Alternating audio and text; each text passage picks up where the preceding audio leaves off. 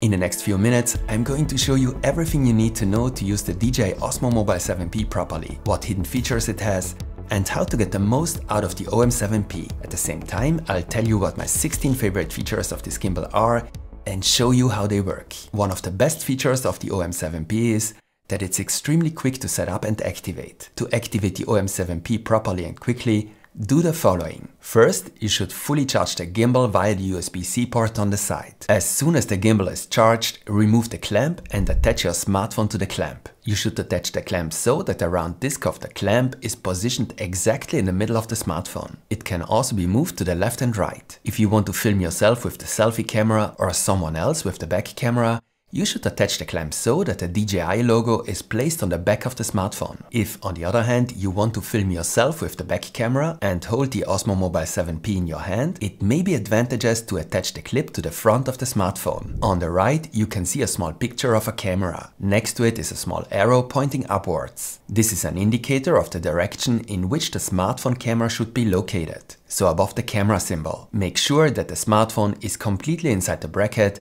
and that the bracket is straight. Avoid the side of the clamp catching on the edge of the smartphone and leaving a gap. Now you can attach your smartphone to the gimbal. The mounting mechanism is magnetic.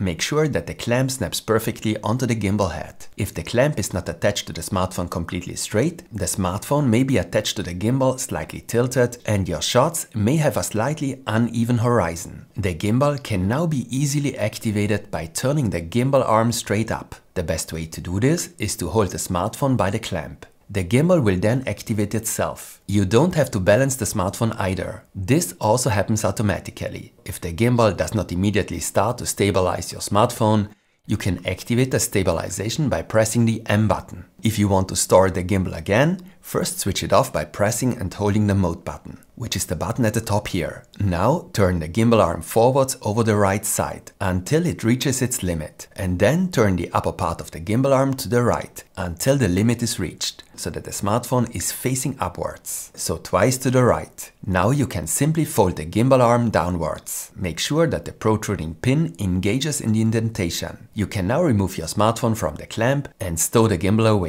Once you have done this 2 or 3 times, it will work by itself. The second major strength of the Osmo Mobile 7P is that not only the selfie stick is integrated into the gimbal, but also the tripod. To place the gimbal on a flat surface, simply pull the 3 tripod legs out of the handle and you can now use the gimbal to track yourself, for example, or just to place it somewhere. But be careful. The tripod is not extremely stable and should therefore be placed on a really flat surface. For a more stable stand, you can attach the gimbal to an additional tripod using the thread here below. When you no longer need the tripod, simply fold it up and push it back in. Make sure you don't jam yourself when doing this. To use the selfie stick, simply pull the upper part of the gimbal upwards. The selfie stick has a hinge at the upper end that you can bend up to 90 degrees. This means you can not only use the gimbal optimally to film yourself, you can also use the selfie stick as an extension and use the gimbal in the so-called flashlight mode. The selfie stick is also suitable for using the gimbal in underslung mode and filming subjects from a low perspective. To do this, switch on the gimbal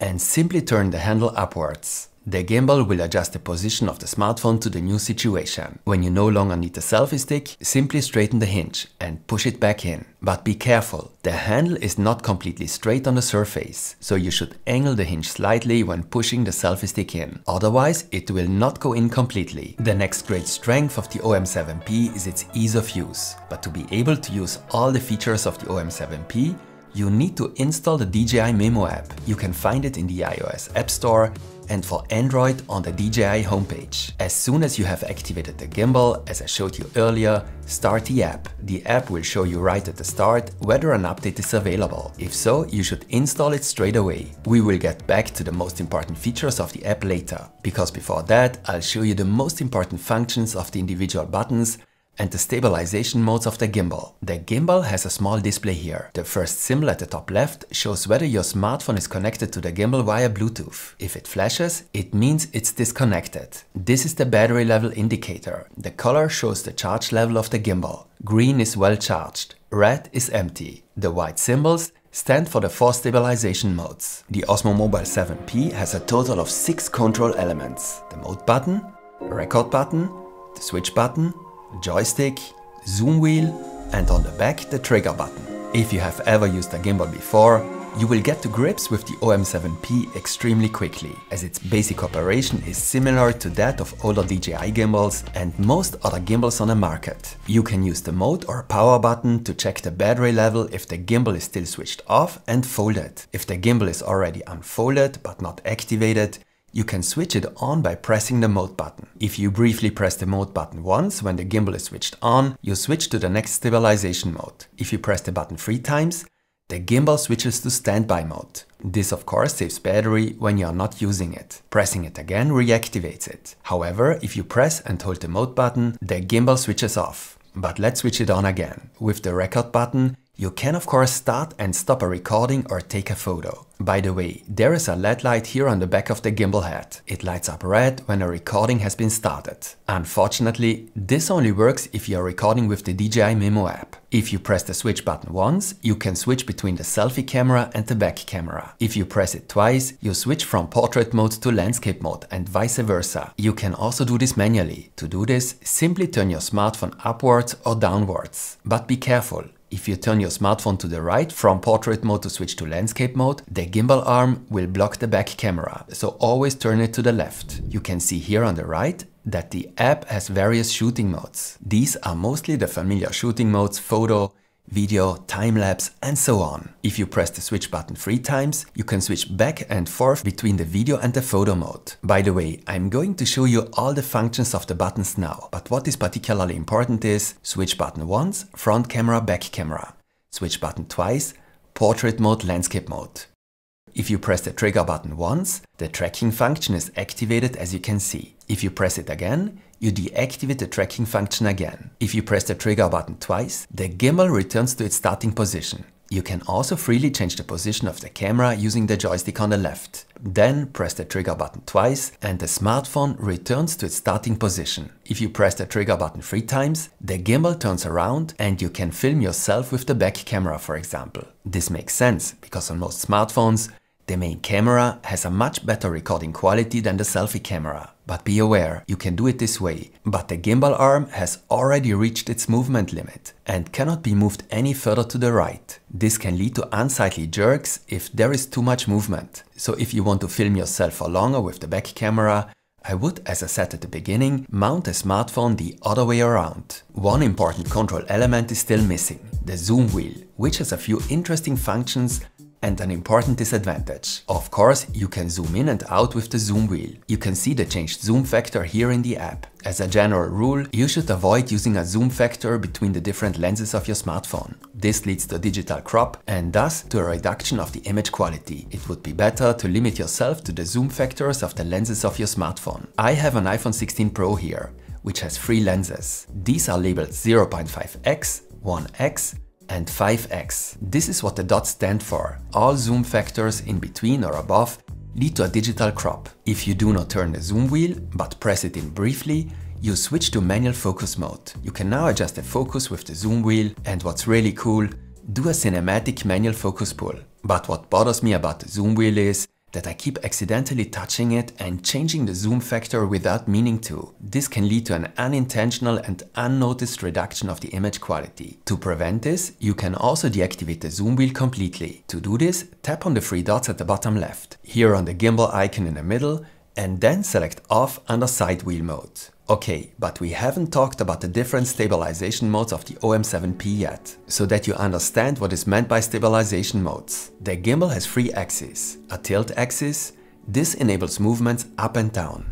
A pan axis that enables movements to the left and right, and a roll axis that enables lateral rotations. The Osmo Mobile 7P actually has 5 different stabilization modes. Yes, I know, that's a bit much all at once, but you can watch this video again if you need to. It's divided into chapters, so that you can quickly find the relevant chapter again. So let's start with the pan and tilt follow mode. That's what this symbol in the top left hand corner is for. In pan and tilt follow mode, the gimbal follows lateral movements, that is the movements of the pan axis, and the up and down movements, in other words, the movements of the tilt axis. This mode is ideal for following a subject, for example, and for filming dynamic up and down movements. It gives you a lot of freedom and is therefore not ideal for beginners. Let's switch to the pan follow mode. To change the mode, briefly press the mode button once, as already mentioned. The pan follow mode is located to the right of the pan and tilt follow mode. In pan follow mode, the gimbal only follows lateral movements, so only the movements of the pan axis. Up and down movements of the tilt axis are compensated.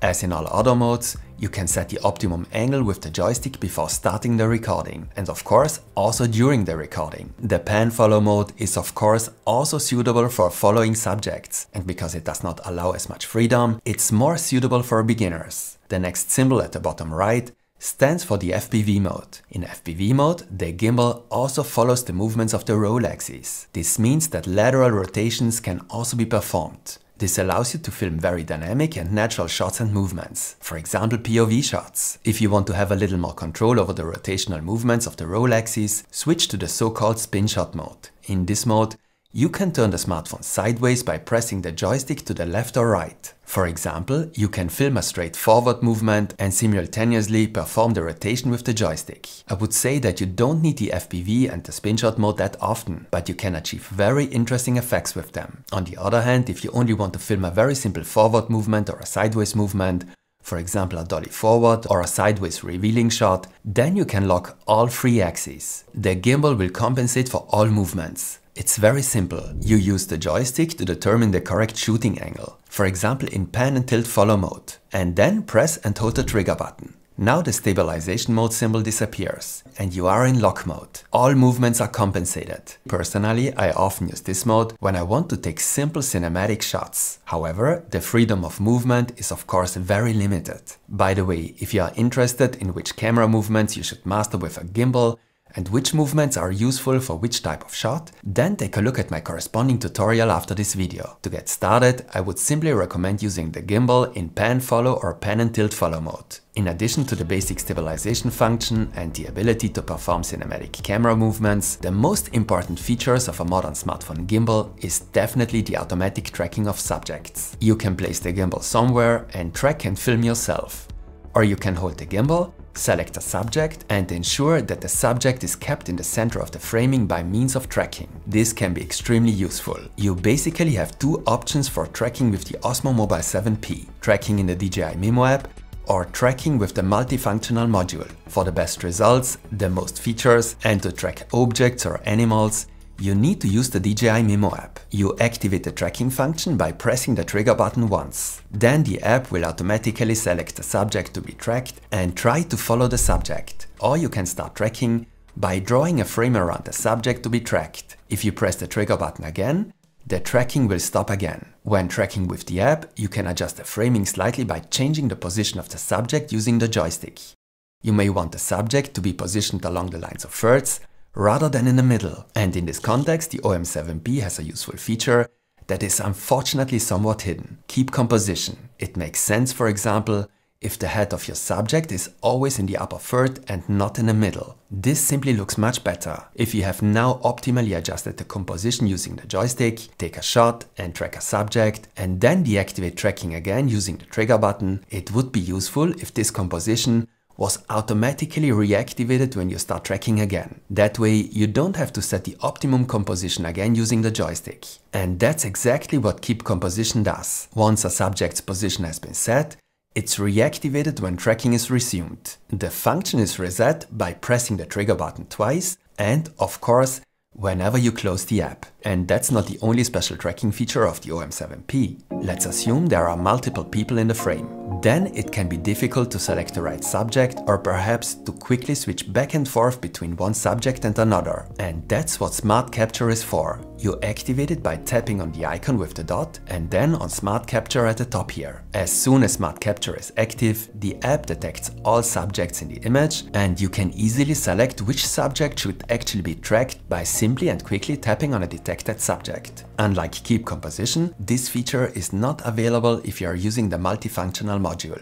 I am an absolute solo creator. Almost all of my videos have been created by me alone. That's why it's important for me to be able to activate tracking and start recording from a distance. And that's why I find gesture control on a gimbal extremely important and useful. You also activate gesture control via the icon with the dot. And then down here, if we rotate the gimbal, you can see this better. You have the choice between follow and shoot only. The difference is easily explained. Gesture control recognizes two hand gestures, the open hand and the peace sign. But both have the same function. Once activated, you perform one of the two gestures, and depending on whether you have selected follow and shoot or shoot only, the hand gesture activates tracking and starts a recording. Or in the case of shoot only starts a recording without tracking. If you repeat the hand gesture, the recording is stopped again. For this to work well, you should not be too far away from the gimbal, and so not further away than 4 meters. But if tracking in the app works so well,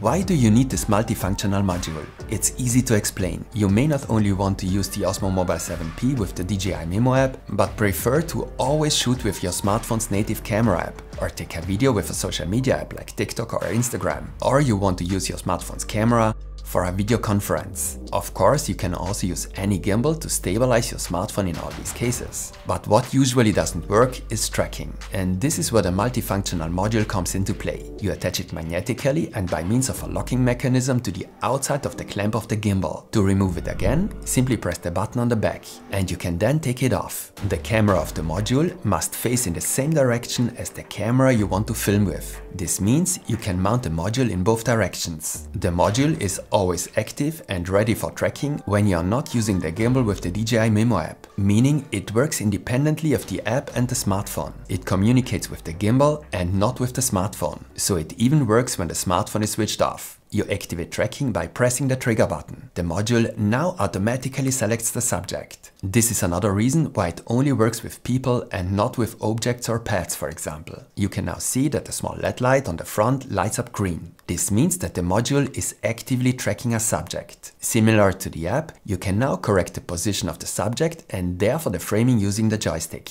You will remember that I said that even the Keep Composition feature works in conjunction with the module. And this is also important, the module also recognizes hand gestures. But absurdly, these are now different than those used with the app. This is because the module can perform 3 different functions using hand gestures. With the open hand, you can activate and deactivate tracking with the module. With the peace sign, you start or stop a recording, and with this symbol, the 2 L's, you can correct the composition from a distance. That's interesting. You make the hand gesture. The LED on the module now flashes yellow and tracking is deactivated. You take a new position and make the hand gesture again. As you can see, tracking is reactivated again with the new composition. But the multifunctional module is not called that for nothing. It has 3 other useful features. It has 2 buttons on the side. If you press the first button, you activate the fill light to improve the exposure in low light conditions. If you press the same button again, you can adjust the brightness. The light has 4 brightness levels. It switches off again on the 5th press. The rear button also has something to do with the light. You can use it to adjust the color temperature of the light by pressing it repeatedly. It's also cool that you can control the light with the zoom wheel.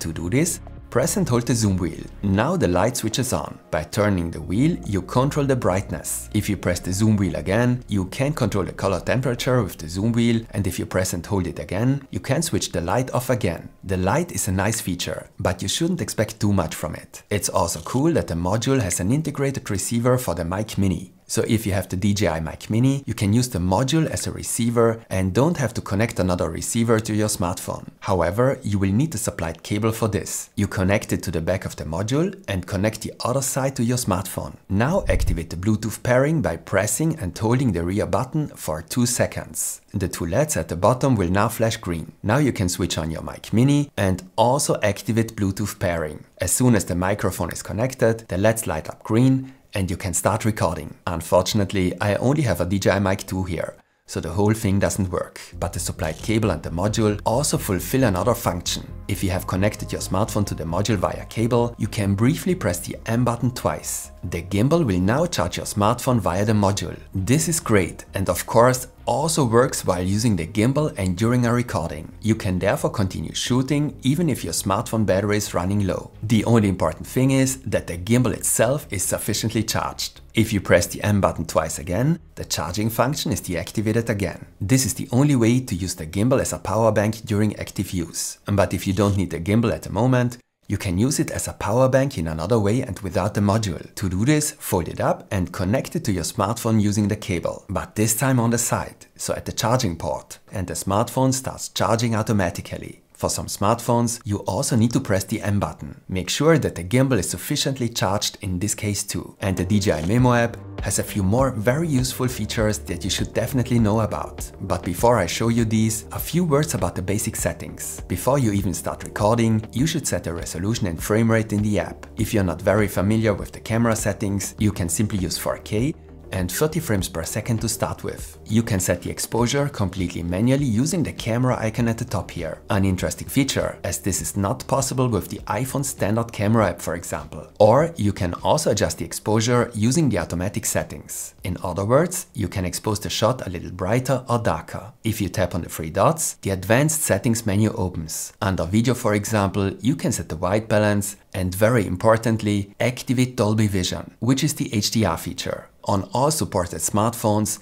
this has a significant impact. Particularly bright areas in the image can now be displayed much brighter, and if you mainly watch your videos on the display of your smartphone, I would definitely activate this feature. And in the gimbal settings, you can calibrate the gimbal or adjust the joystick speed. And this icon stands for the glamour effects. These are a kind of beauty filter with which you can smooth the skin or enlarge the eyes. I'm not a particularly big fan of them, although at my age, one or two of these filters might be useful. We saw that if you press the switch button 3 times, you can switch back and forth between the photo and the video mode. But the app, of course, also offers other modes. There are the usual hyperlapse, time-lapse and slow motion modes, but also a few very special modes. In Dynazoom or dynamic zoom mode, for example, you can achieve a kind of vertigo effect. The app shows you step by step how to do this. In pano mode, you can have the gimbal automatically create different types of panoramic photos. You can set the format here on the left. In parent and kids mode, you set up the gimbal on a flat surface or tripod, make sure that both children and parents are in the frame, and the OM7P will now automatically take different clips over a certain period of time, which you can then watch or merge into a longer clip. And in story mode, the app helps you create a cool montage of different shots. You see a kind of tutorial preview and can then take the individual shots step by step. The result can be quite cool if you're prepared to take some time for it, as there are a whole host of templates. Well, I think you now know pretty much everything you need to know to take great shots with the DJI OM7P. Don't forget, attach the clamp correctly for optimal stabilization. Press the switch button twice and you switch between portrait mode and landscape mode. Press the trigger button twice and the gimbal is centered again. Press the trigger button 3 times and the gimbal turns around. Especially if you're a beginner, I highly recommend my video on the most important camera movements with smartphone gimbals. In this video, I show which movements really make sense in which situation. And give me a like as feedback if this video was interesting for you. There will be more videos about the OM7P, so stay tuned and see you next time.